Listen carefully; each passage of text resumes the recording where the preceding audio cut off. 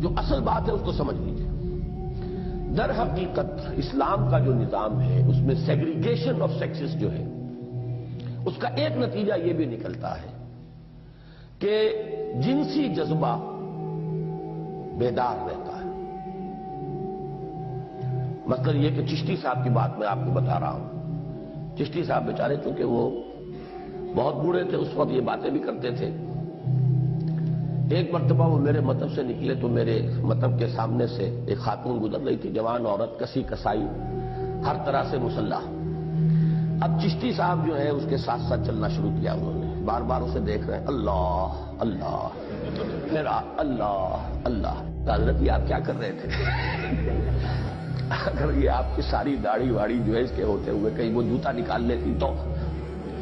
ان کا بھائی ہم تو اللہ میاں سے لڑائی کریں گے جا کر۔ جب ہم جوان تھے ہمیں تو عورت کی انگلی بھی نظر نہیں آتی تھی، اور جہاں کہیں عورت کی انگلی نظر آتی تھی ہمارے پورے وجود میں جو ہے سنسناہٹ ہوتی تھی۔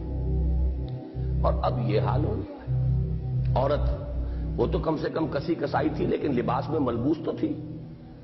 اب جو عورت نظر آتی ہے آپ کو وہاں پر وہ تو لباس سے آزاد ہوتی ہے۔ وجہ کیا ہے کہ عورت کو اور اس کی نسوانیت کو اور اس کی عریانی کو دیکھ دیکھ کر مردوں کی حس جو ہے مردہ ہوتی چلی گئی ہے۔ لہذا عورت کو اور ننگا ہونا پڑتا ہے، اور ننگا ہونا پڑتا ہے، اور ننگا ہونا پڑتا ہے۔ یہ عریانی در حقیقت یہ یوں ہی نہیں آ گئی ہے، وہ توجہ کو مرتکز کرانے کی طرف ہم لوگ دیکھ دیکھ کر سیر ہو چکے۔ اب تو اس سے اگلے کوئی قدم ہوگا تو نگاہ اٹھے گی نا، جب اس کے بھی عادی ہو جائیں گے تو پھر جب اس سے اگلا کوئی قدم ہوگا تب نگاہ اٹھے گی۔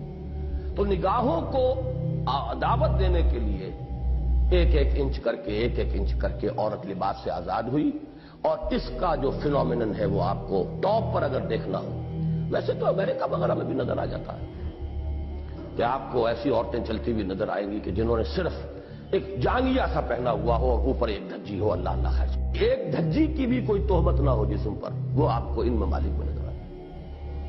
تو ایک تو یہ ہے وہ خلا، عورت کی یہ بے حرمتی، اور اس کے نتیجے میں خاندان کے ادارے کی تباہی اور بربادی۔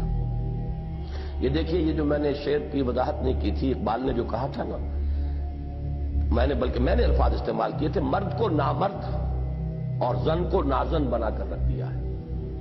تو یہ ہے در حقیقت اس کا پس منظر، اور اسلام یہ چاہتا ہے شوہر کی پوری توجہ اس اعتبار سے اپنی بیوی کی طرف، بیوی کی پوری توجہ اپنے شوہر کی طرف۔ اس سے وہ خاندان کا ادارہ مستحکم ہوتا ہے۔ وہ خاندان کا ادارہ شیٹر ہوا تو سوسائڈ ہو رہا۔ سکون تو ملتا تھا گھر میں آ کر، لِتَسْكُنُوا إِلَيْهَا، قرآن مجید کے الفاظ میں۔